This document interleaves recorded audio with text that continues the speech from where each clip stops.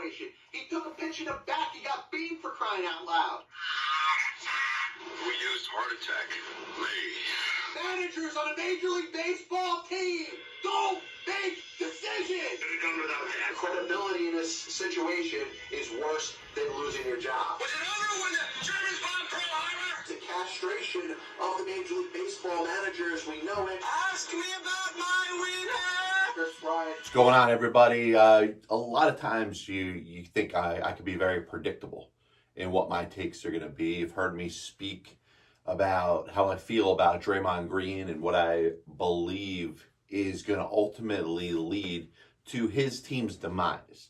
And I think a lot of it is he can't control the way he acts. I think he's a very emotional player. I think he believes that things should be called the same way for him that they should be for other players.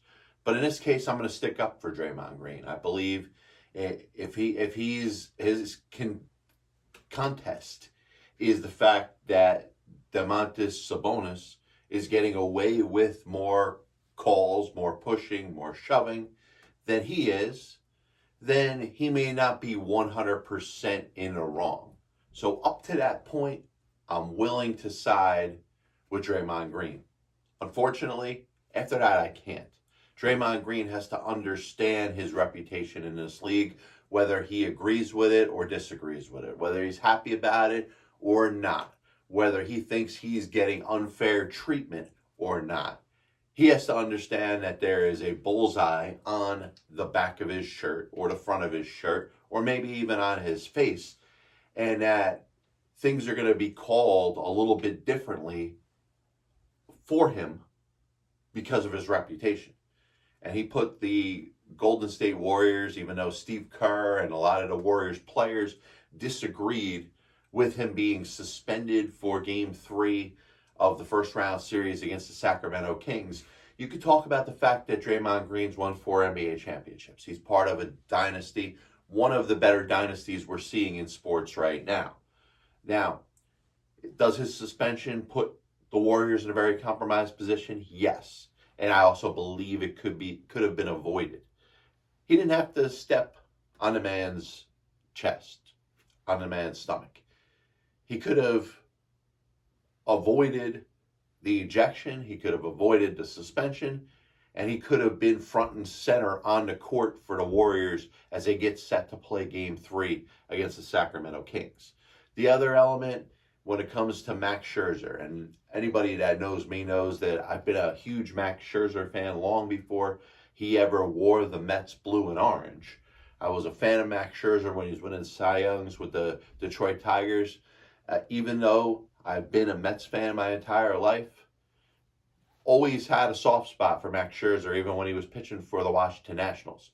Never wanted to see him beat the Mets, but at the same time, I was totally cool with Max Scherzer going out there and bowling like he did for the near 7 years that he pitched for the Washington Nationals.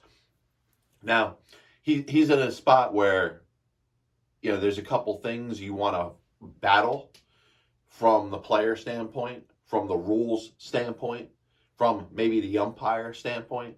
Ron Culpa is the only umpire to eject a player for any sort of foreign substance being on a given glove or on a hand, which is the accusation when it comes to Scherzer right here. And listen, if you're a Mets fan, I think the first instinct is to want to get around this and to want to somehow put this at a fault at somebody that's not Max Scherzer. And I've heard multiple people say it, including Ron Darling and Gary Cohen, the fact that you probably can find some sort of substance on any pitcher's hand or glove, whether it's the use of the rosin bag, whether it's water, whether it's sweat, moisture. There could be an accusation that there is something being used to enhance the stickiness of the ball. Is it spider tack? Is it not spider tack? I think we could agree in a situation that we do not know exactly whether there was a foreign substance put on Scherzer's glove, but you got to understand that he is right now in a compromised position. He's been ejected from a game by an umpire in a sport that is looking to crack down on this. Now, once again, baseball has done a very bad job. They've said, hey, let's do something with the baseball. Let's try to come up with something that allows the pitchers to be able to grip the ball correctly. And, particularly in bad weather. If it's a cold day, you want to be able to hold on to the baseball, because the pitchers, if they don't have control of the baseball, that's when players can get hurt. They're throwing 95 plus, a ball gets away, ends up smacking into a player. You don't want to see injuries like that. You don't want to see a repeat of Ray Chapman of 1920 when he was killed by an up and in pitch thrown by Carl Mays of the Yankees. So, listen, I think the Mets are going to have to operate as if they're going to lose Scherzer for 10 games. Does that make Max Scherzer a cheater? I don't have any evidence that he did anything that was crazily different or ridiculously different than what most other pitchers are using. So my only contention is the fact that, hey, if baseball is going to crack down on this, then you're going to see more pitchers have some sort of residue, whether it's rosin mixed with water and sweat and snot, whatever it is.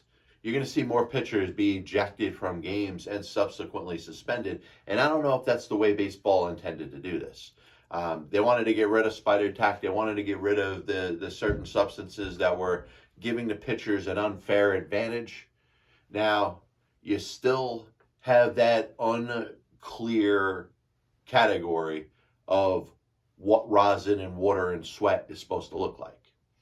So as we move into today's version of Saving Sports History, today is the 19th day of April 2023. In the year of 1897, you had the first ever Boston Marathon, and today happens to be the anniversary of several Boston Marathons. And if you followed the recent history, Patriots Day, the 11 a.m. start for the Boston Red Sox game, John J. McDermott was the winner of the first ever Boston Marathon, in case you didn't know that. It was inspired by the 1896 Olympic Marathon, which they ran for the first time in the Olympics that year. In 1947, the Stanley Cup Finals, the Toronto Maple Leafs defeated the Montreal Canadiens 4-2 to win the Stanley Cup. 1949, Babe Ruth was given a monument inside of Yankee Stadium. And this is, of course, right after his death about a year earlier. 1960, baseball begins displaying teams of the players on the back of their uniforms. This was a monumental occurrence in baseball, probably from a press standpoint of being able to identify certain players. Remember, the Yankees still have not put names on the back of their jerseys. And if you're a Yankee fan and you wear a jersey and you can't wait to get Judge or Jeter or whatever name on the back of their jersey, just understand that you're a half-ass fan. And I'm going to continue to pound this point home. The Yankee uniforms don't have names on the back of their jerseys. So if you consider yourself a legitimate Yankee fan, and part of it's marketing, part of it's all those jerseys that are created with the stupid names on the back of the jersey, which they shouldn't do it. If these things didn't exist, fans wouldn't buy them.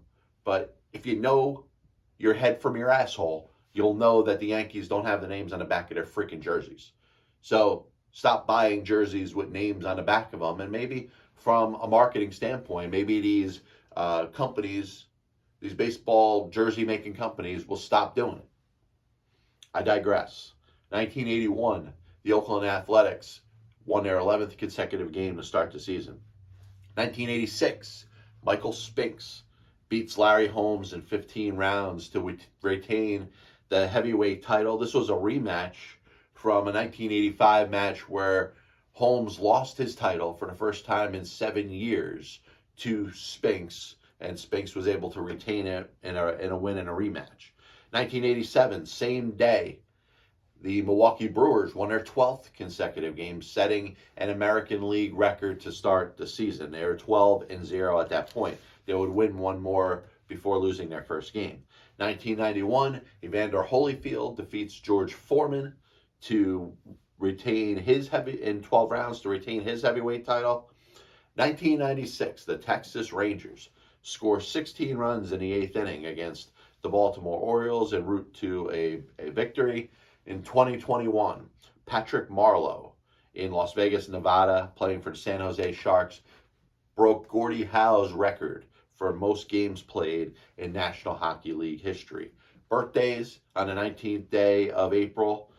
Harry Kraft, longtime Major League Baseball player and manager, was born on this day in 1915. Jack Pardee, the longtime head coach of the Houston Oilers and, of course, Washington Redskins, and was involved in football for a long time, was also a college football Hall of Famer as a linebacker.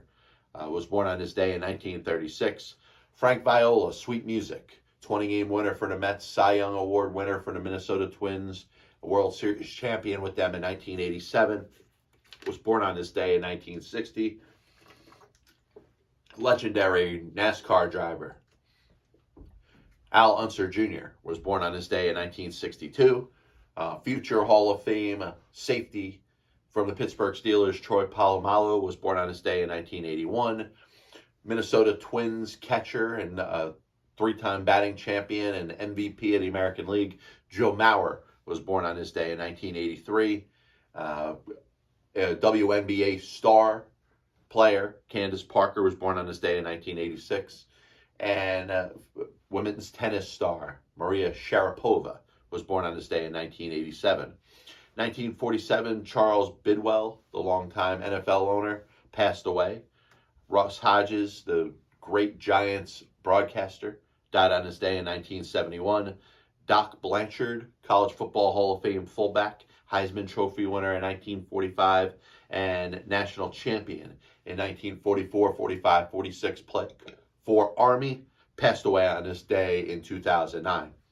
This is the Passball Show, brought to you by JohnPielli.com, by St. Aloysius Church in Jackson, New Jersey, by Two Ways, One Passion Food Truck located in Scranton, Pennsylvania. Of course, the Passball Show can be found on Apple Music, Amazon Music, and Spotify. Stay tuned.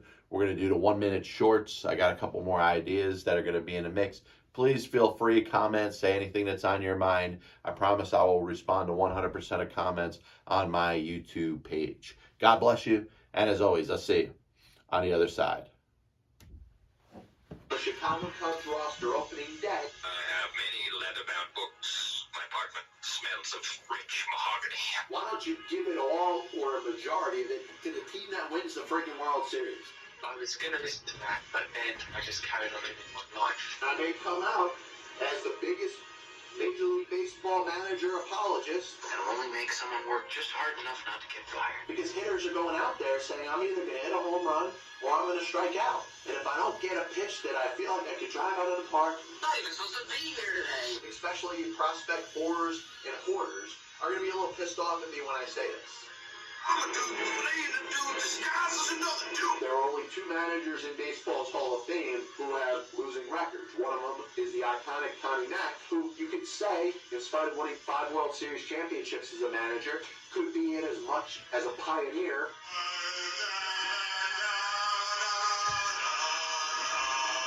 And what side of the spectrum they're on. Were they pitching? Were they batting? If your favorite team was pitching and a ball got inside and hit a batter, there's no way that could have been on purpose. But if you were a fan of the team that was batting and the ball got inside and hit somebody or went behind somebody's head, absolutely 100%, unequivocally, that pitcher was throwing at him.